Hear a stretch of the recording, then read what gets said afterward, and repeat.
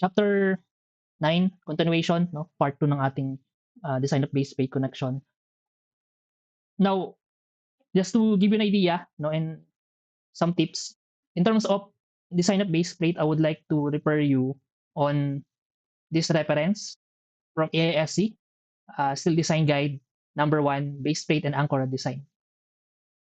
If you would check yung order natin na references, you would have if you would check on under design code, I already saved yung AISC design guide. So if you want to go deeper, especially if you're already practicing your your career, no? So yun, no, lagay ko na. So you could check may iba't ibang type of dito, references from AISC as a design guide, no. Okay? So yung reference kasi na to maganda since it would give you more information on how to design a base plate. And nagbibigay din siya ng mga minimum and maximum values as per the code. Okay? For example, ano ba yung possibly merong minimum thickness ng base plate. You could check on that. Possibly merong minimum number of anchorage. Okay? Okay. Example problem number 2. Design the base plate and select the minimum concrete pier size for a W12 by 58 column with a concentric compressive axial load of PA is equals to 1,335 kilonewton. Assume a 25 mm grout thickness, a concrete compressive strength of 28 megapascal, and A36 steel for the base plate. Use USD. Properties of a single W12 by 58. D is equals to 309.9 mm. BF is equals to 254 mm. A.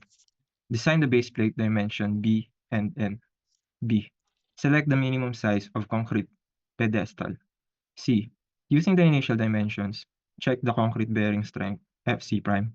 D. Compute the required minimum plate thickness based on bending of plates. Okay. So, as mentioned, for example, problem number 2, this is a design type of problem. Okay? Hindi siya masyadong lumalabas sa board exam, and most likely sa board exam is investigation type. So dito we would have the right, no, to size yung ating yung base plate natin. I-define natin yung appropriate BNN, yung thickness ng plate, then yung area ng ating concrete pedestal based dun sa mga discussion natin on introduction and part 1. Okay? So sige, no, ang assumption pala natin dito similar with part 1, that would be yung load P sub A natin is a concentric compressive axial load, walang shear and walang moment, pin connection. Okay? Pin connection. So sige, solve natin to. Okay?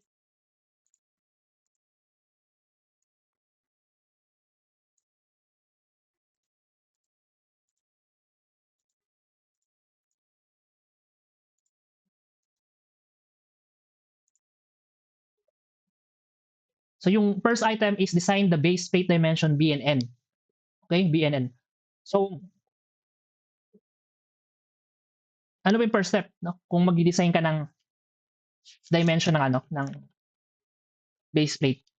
Okay? Well, alam natin na yung base plate kasi dependent siya sa sa dimension nung steel column or nung wide flange na ginamit mo.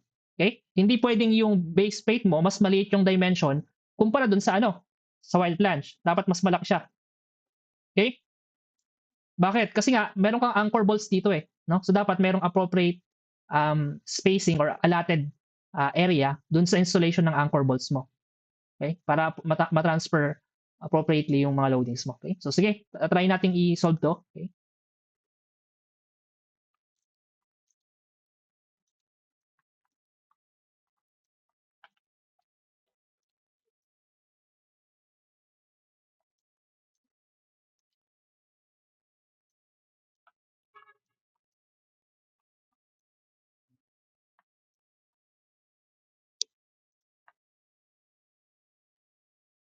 So as I mentioned, yung rule of thumb natin, no, kung kukunin natin yung if you would look kasi dun sa pinaka top view nito, okay?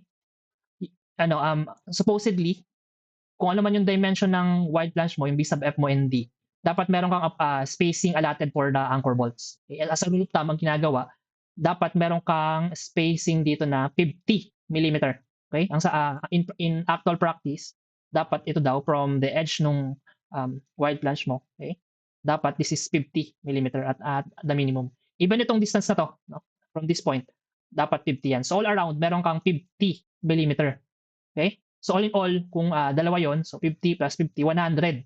Okay? Millimeter ang additional based dun sa dimension ng wide flange mo. Okay? Parang yun yung pinaka initial common practice. Now sa ibang country, so iba-ibang diskarte nila, possibly ang rule nila is 100 millimeter, isang side lang. So it depends, no? Wala namang masama doon as long as pasado ka sa mga checking mo. Okay? So sige, so ilagay natin dito, no? For the sake of the discussion, try a base plate.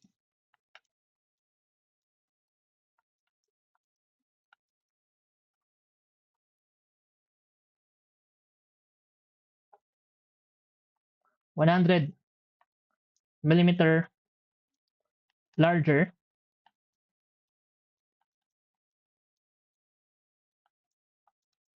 than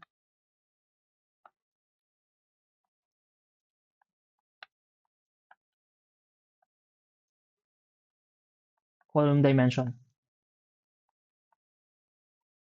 Okay? So ibig sabihin, no, yung purpose nito again, no, is to give area or space dun sa ating mga anchor bolts. So therefore, so ilagay din natin dito, no, for the anchor bolts.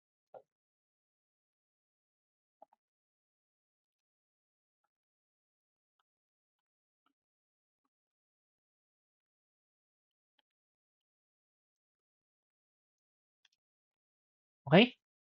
So therefore, kung yun yung assumption natin, we could say na na at the minimum, yung B natin, side B natin is equal to okay, yung side B natin related sa side BF natin, okay? Side BF daw, okay? Or yung flange width. Okay? So sabi natin maganda tayo ng 50 sa kabilang side, 50 sa kabilang side, 100 millimeter. Okay? So ngayon, ang mangyayari is we need to plug in. So ano ba yung B sub F natin? So yung B sub F natin sa taas is 254 millimeter. Okay? So 254, okay? Plus 100. So meron tayong initial dimension na 354 millimeter. Okay? For the dimension B. But usually kasi hindi naman natin dinidefine as may butal eh. So ang ginagawa natin, say na lang, no? Isagad mo na, no? So kasi design naman 'to eh. Meron ka namang rights to change yung yung dimension. So say no? 360 millimeter. Okay? Similarly, dun sa side N naman, okay? For the side N, we have yung distance D plus 100. Okay? So meron tayong N is equal to, let me clarify, this is a design problem, no, hindi to investigation. So subjective to, depende sa sa strategy ng designer. 309.9. Okay? So sa design project nyo, you could use this strategy. Okay? Kasi design to eh. So you would have 409.9. Okay? 409.9 millimeter. Okay? So say na to, no? 410 para wala nang butal. Okay? Okay? So now we already defined yung initial size ng ating base plate. Okay? Now, select the minimum size of concrete pedestal. We could see dito na rectangular in size yung ating base plate area. Now, in terms of on how you would define yung ating area 2, which is the concrete pedestal, or not necessarily area 2, no? We could siguro kahit papaano i-base natin siya dun sa given kasi may given dito na assume a 25 millimeter grout thickness So, 'di ba? Aside from the before mag in contact yung ano mo, actually yung base plate mo hindi siya directly in contact with the concrete pedestal. Meron ka pang concrete grouting to level yung ano mo, yung base plate mo in some cases na ano, na hindi level appropriately yung pagkakakas nung concrete pedestal. Ang sabi niya ito 25 millimeter. Okay? So ibig sabihin if you would view yung pinaka ano mo, pinaka dimension nung pinaka dimension nung um, base plate mo, siguro mas maganda i-reflect natin, no? Copy natin yung figure dun sa ano, problem number 1. Okay, for the sake of demonstration ulit. So copy natin to.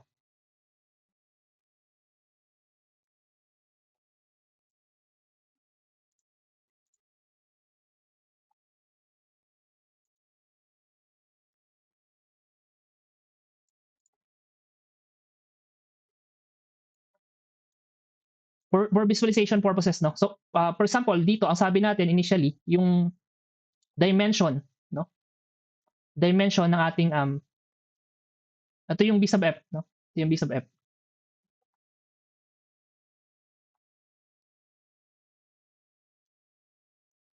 Ito naman yung distance D.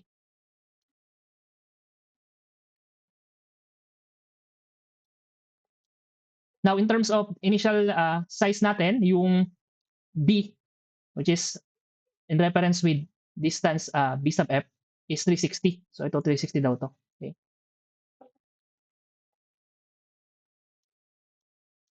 Yung side N naman is 410. So, 410 to.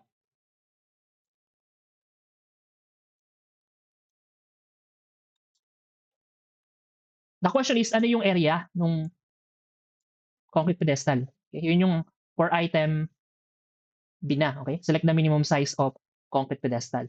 So, medyo babalik lang ako saglit dun sa ating presentation. In terms of general design procedure kasi for base plate, may usual ano um, case. Okay? So, yung first case is yung case 1 wherein yung assumption mo is kung ano yung area ng base plate mo, i-equal mo sa size ng concrete pedestal. Okay? And yung governing formula dito, as we have discussed, is this one. Okay? Yung second is kung ano yung area ng base plate, which is area 1, lalakihan mo yung magiging area ng concrete pedestal mo. Okay? So area 1 is less than area 2. Okay? Yan yung case 2. And usually ito yung governing formula natin. Okay? Now, obviously, kung gusto mong mapabilis yung buhay mo, ang gagawin mo yung case 1 kasi equal na kaagad. No? Tapos mas maikli yung formula. Ibig sabihin, kapag case 1 yung strategy mo, so direct approach yun. Okay? Kasi inequal mo na kaagad. No? Ang disadvantage lang nito, kasi nga, equal lang yung supporting concrete area mo to the base plate area, ibig sabihin, konti lang yung area dun sa concrete na mag-absorb nung load. Okay? Na galing sa steel column.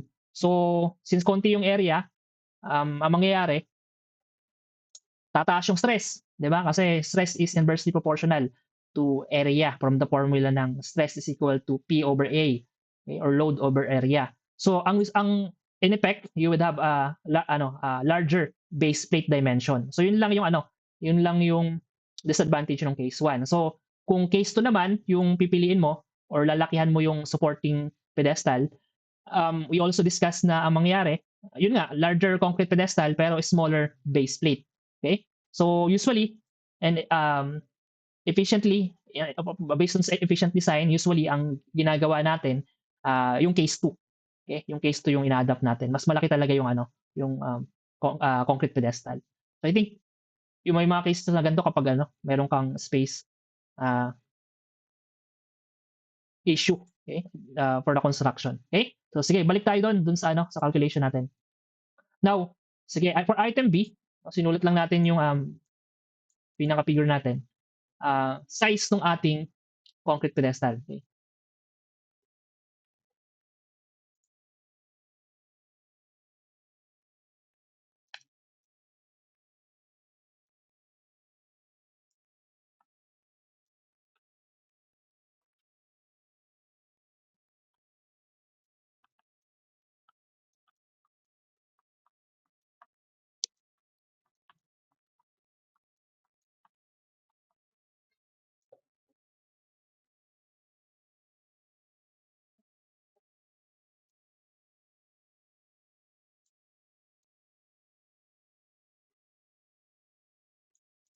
Okay? So ito yung initial dimension natin. May sabi dito na 25 millimeter daw yung height nung or thickness ng grout.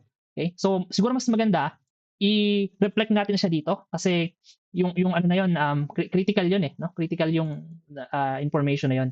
So for example, yan yung thickness ng ating base plate. Ipakita natin yung ating um, thickness ng ating grouting. So obviously, kung meron kang grouting na nakapaganto, okay, itong orange, yung pinaka height niyan, okay, from this point to this point, okay, ito yung ano natin, thickness ng ating or height ng ating grouting. So sabihin natin ano, h sub g, okay, height ng ating grout. Okay, so di ba meron tayong ano eh, meron tayong rule of thumb in terms of dispersion, di ba, ng ating from base plate to area 2, di ba? Meron tayong rule dito eh. So yung rule natin, kung i-disperse mo siya dito, okay? Para ma-calculate mo yung pinaka dimension nung okay, nung area 2 mo, which is naka-base dito. Ang sabi, dapat meron kang ano, i-disperse mo siya doon sa ratio na ano, 1:2. 1 vertical, 2 horizontal. No? So yeah.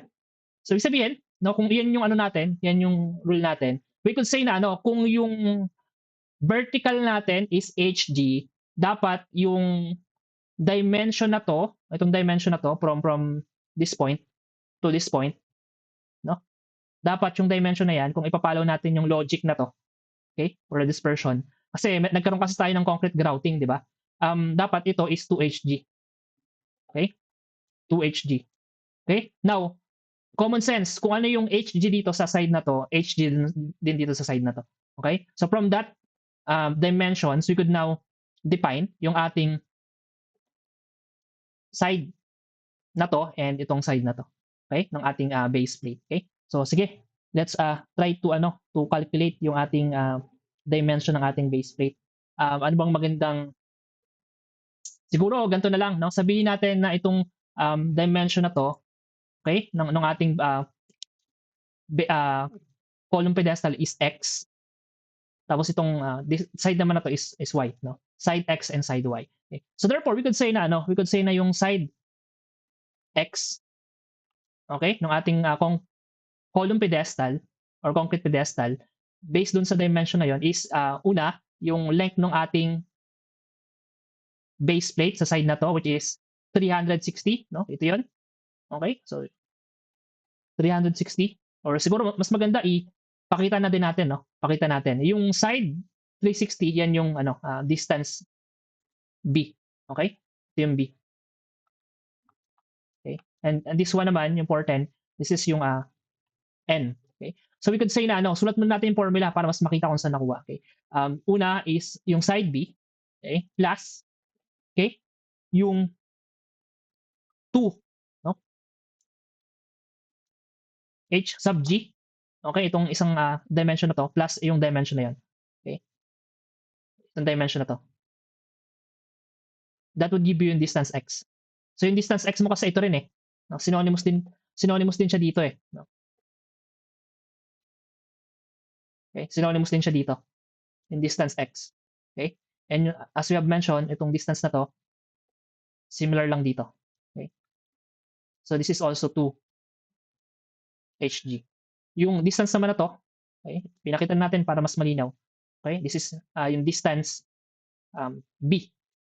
Okay? Kung nakatingin tayo sa side na to ng ating base plate. So we could say na yung distance x all in all is yung b plus single 2hg times 2. Okay? Times 2.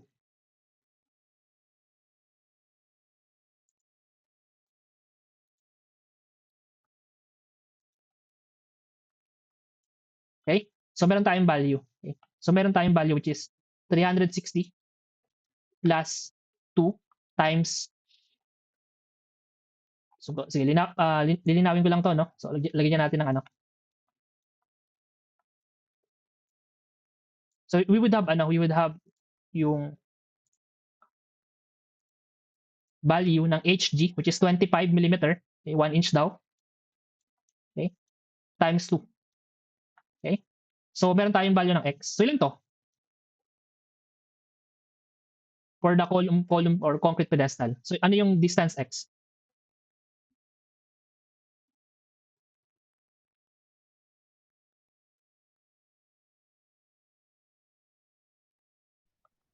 $460 po. 460. Okay. Then, paki-calculate na din yung sa side y. So, ganun pa din yung formula, no? Wala naman nagbago. Papalitan lang natin, obviously, kung sa x is si b, so dito naman si n. Okay? Si n.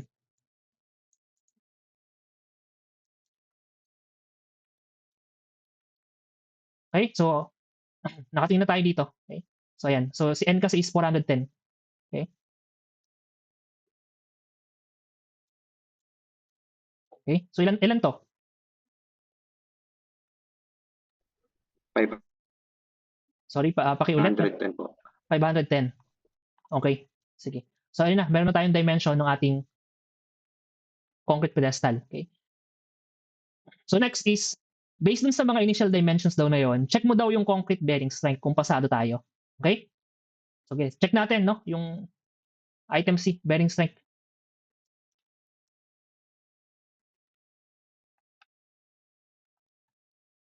Well, kung bagsak ka naman dito, pwede mo naman lakihan yung dimension mo. Okay, hanggang pumasa ka. Kasi nga, design to eh. No? Kumbaga, manghuhula ka muna ng dimension. Concrete bearing strength.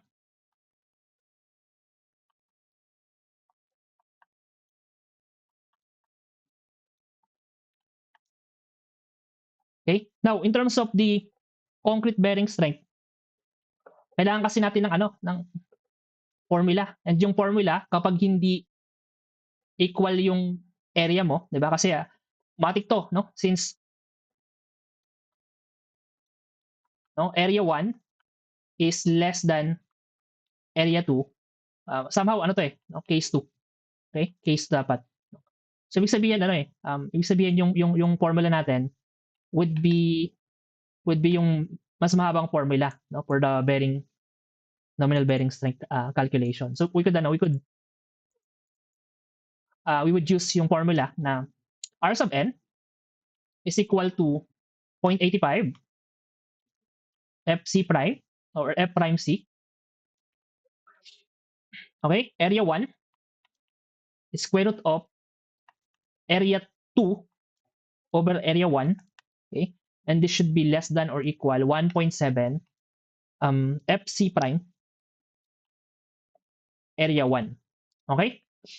Now, if we would check and use itong formula na to, kailangan muna natin i-define yung mga parameters natin. Sige, unahin muna natin si area 1. Okay? So for example, si area 1 is equal to yung area ng base plate, no? So yung area ng base plate natin is 360 times 410. Okay? 360 times 410. So we would have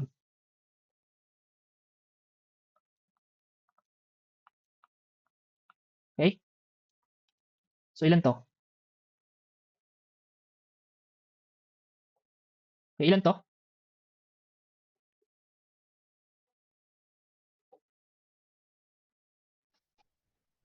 107,600 po.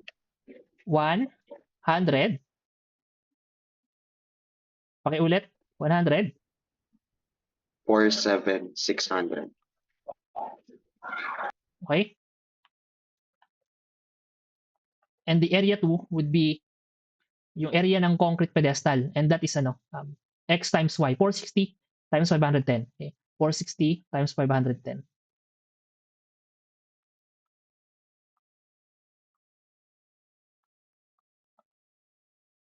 We would have area 2, and this is equal to ilan to? 234,600 po. Okay, let's plug in dun sa formula. Okay? So therefore, we would have R sub n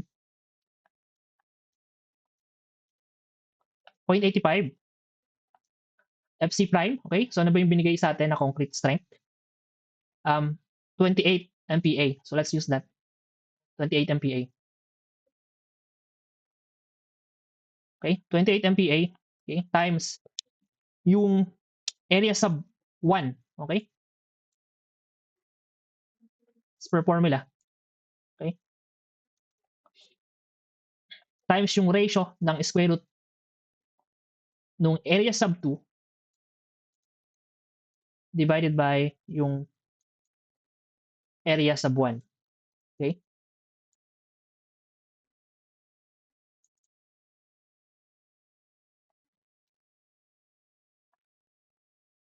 Okay? So this should be less than or equal 1.7 FC prime times area 1. Okay?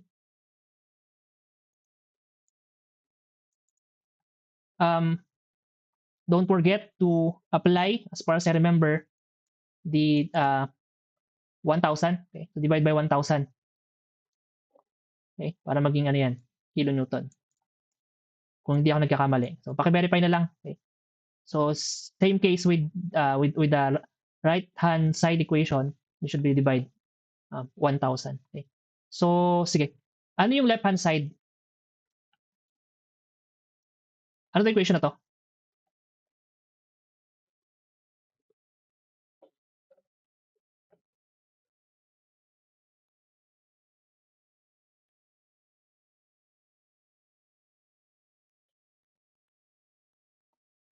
Okay, ilan to? 4,428. 4,428 428.78033. 8033. Okay? I'm assuming now we have this you guys have the same values, no? How about itong ano, right hand side? So ilan to? 7,025.76 po. 7,000.76. 25.76. Okay? Obviously, yung mag-govern dito yung mababang value. So ibig sabihin yung r sub n natin is equal to this one, okay? Now, ang pinapagamit sa problem ASD. Okay? So ibig sabihin yung kukunin natin is r sub a. Okay, r sub a. And that is simply r sub n divided by yung omega sub b. Okay? So this would give you a value of r sub a is equal to yung nakuha natin na r sub n, okay, divided by yung omega sub b or under strength for ASD ng bearing at concrete. Okay? So iba kasi yung sa bending or sa flexure ng plate. Okay? Ang sabi dito for concrete bearing, you have ano, yung omega sub b mo, okay? Is equal to ano, 'di ba? 2.31. Okay? Kasi dun sa LRFD 0.65 yun eh. Dito 2.31. So yun yung magkasama. Okay? So meron kang value ng r sub a. So pakibigay nga sa akin yung value ng r sub a. Ilan to? 1,917. 1,917.92. 0.22092. Okay? Now, meron na tayong kumbaga allowable strength, no? Against concrete bearing failure, no? So, ibig sabihin, kung meron na tayong available strength, ito yung based dun sa strength na pinrovide natin ng material.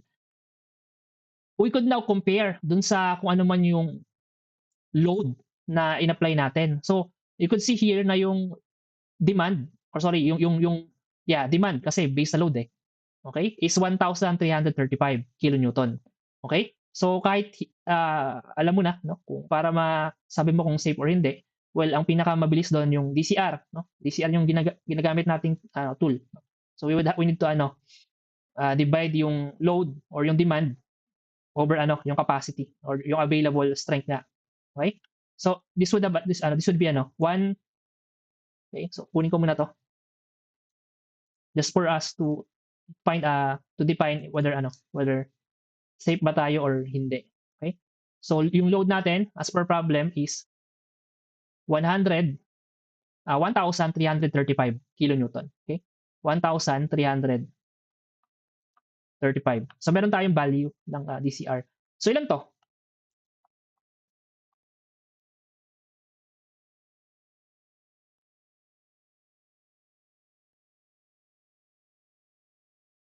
Okay, ilan to? 2 decimal place po, sir. Oh, kahit 2 decimal na lang. Okay, ilan to? 0.70 po. Okay. So, yun, no? Ibig sabihin lang nun, no? Nung nag-design ka, pasado, no? Based dun sa checking ng checking nung mode of failure na to. So, okay na yan, no? Okay? Sige. So, okay na tayo in terms of item C. Okay? Pasado naman tayo sa concrete bearing strength. Next is compute the required minimum plate thickness based on bending of plates. Okay? So, yan yung, yun yung item D. For item D, required base plate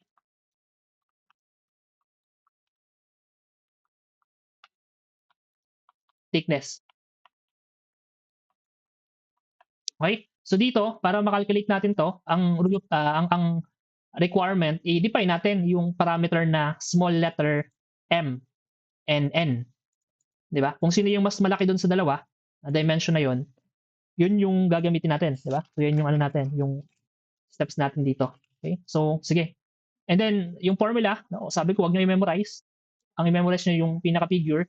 This is kung yung side m, so that is capital letter N minus 0.95, based on sa figure, okay, divided by 2. Okay? Now, yung side N naman, okay, yung side N naman is simply yung side, ito yung small letter N, di ba? So, yung side B, okay, minus 0.8 B sub F, okay, divided by 2. Okay, so average lang nun. Okay, so plugging in, okay, we would have parameter M, okay, distance M is equals to N. Okay, ano ba yung ginamit natin kanina? So yung N natin is 410 and 360 naman yung B. Okay, 410, 360. So we would have 410 for the capital N distance, 0.95, okay, multiplied by yung depth ng ating section. So dito is 309.9. Okay, 309.9.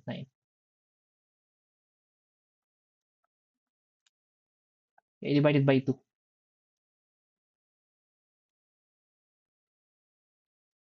Okay? Now, yung N naman, so ganun din. Okay? You would have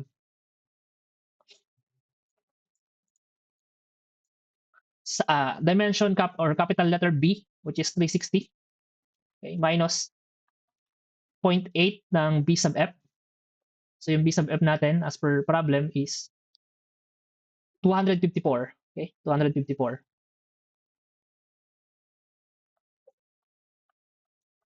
Okay? So divide 2. So meron tayong value ng N. Okay? Sige, yung M muna. Pakibigay sa akin yung value ng ating distance M, small letter M. Ilan to? 57.7975. 57.7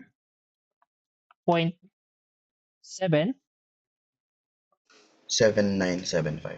79, okay, so 7975, okay, millimeter. And then yung small letter N naman, so ilan to? 78.4. 78.4 millimeter. Obviously, this yung distance na to is greater than, no? Greater than M. Okay, so ibig sabihin this one would govern. Okay? Yung strategy ng ibang designer, just to give you an idea, okay? Ini-equal nila yung dimension ng N tsaka ng M. Okay? Para balance, kumbaga wala yung isa is critical. Parehas sila. Okay? Parehas sila. Yun yung ginagawa nila. Kumbaga naka-base siya dun sa critical area, actual critical area ng column mo. Okay? Naka-base dun sa assumed bending lines. Okay? So ini-equal nila 'yan. So para ma-equal mo 'yon, obviously, i-refer mo dun sa spacing, dun sa allowance na inalat mo dun sa base plate mo. Okay? Anyways, so nag-define kasi tayo, okay, ng 50 millimeter on each side. So sundin na natin 'yon. Okay? So okay na tayo, meron tayong critical distance na nag-govern. Okay? We could now use this on the formula ng thickness ng plate. So on this one, since n yung nag-govern, we would use T sub n. Okay? So yung n distance is square root of 2 P sub n. Okay? Generic to, no? Tapos area sub 1, kung di ako nagkakamali, F sub y. Okay? Now, itong P sub n na yan, mako-convert natin to sa ASD and LRFD. Kung depende kasi kung ano yung design procedure, di ba? So, halimbawa, dito is ASD ang gagamitin. So, i-convert na lang natin yung P sub n dito. Okay? Parang generic lang yung formula na ginamit natin para hindi na dumami. Kasi sa ibang references, sineseparate pa nila yung formula for LRFD, no? And sineseparate nila yung sa ASD by plugging in yung values. So, dito kasi alam natin, no? For ASD, yung P sub A is equal to P sub n divided by yung omega, no? And then, by rearranging, we could say na the nominal is equal to omega, kung ano man yung value niyan, okay, times P sub A. Now, for bending kasi, no, alam niyo na to, di ba? Iba yung under strength for concrete bearing. Okay? So dito, for flexure ng plate, it's 0.9 for LRFD. Tapos, kung di ako nagkakamali, 2.0. Okay? Or sorry, kung 0.9 ang kapartner noon, 1.67. No? 1.67. Okay? Sige, para mas tayo, let's quickly have a look dun sa ating 1.67. Okay? Okay, so sige, by plugging in yung mga given, we could have the thickness T sub n equal to the n, which is 78.4, okay, square root of 2 times yung P sub n, okay, which is ito. Okay, so that will give you 1.67. Okay, 1.67. Okay, yung value ng natin, again, no, P sub n is omega times P sub A. Okay, so times P sub A.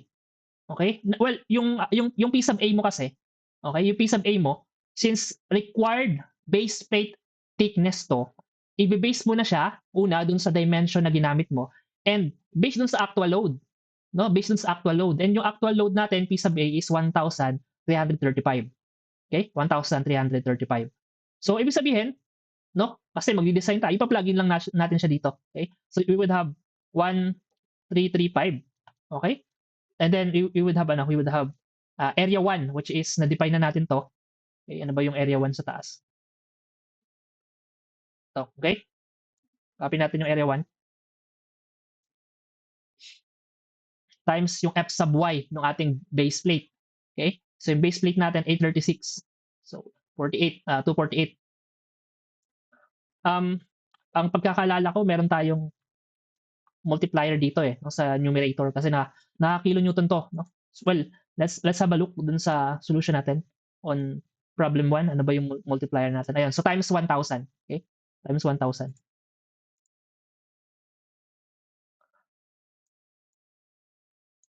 Okay? So times 1,000.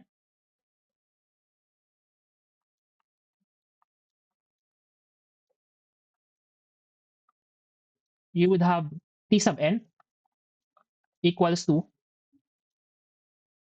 okay, so ilan to? 2 decimal po ba, sir? Oo, pwede naman. Sige, 2 decimal. 27.36. 27.36. Sige, millimeter. Okay? Again, design to guys, no? Hindi ka pwede mag-specify ng dimension na ganito sa plano mo. Okay? So, ang gagawin mo, say, 30 millimeter. Okay? Na base plate. Now, yung final answer natin, okay, yung ilalagay mo sa plano, okay, would be So, therefore, as a final conclusion,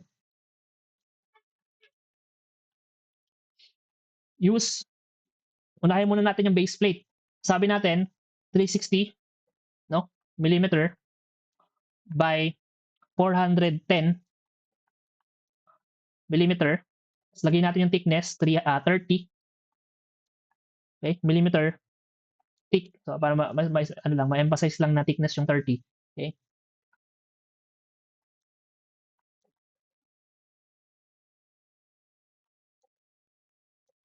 Okay? Now, specify mo na rin ano ba yung ginamit na ano. So, A36 steel. Okay? Now, in terms of the concrete pedestal, no? Yung concrete pedestal natin, yung dimension na na-define natin is eto, 460 and 510. Okay? 460.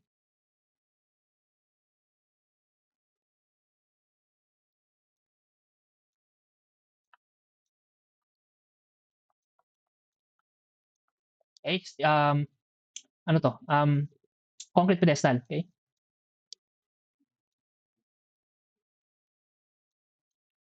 So, ang ginamit natin dito, as far as I remember,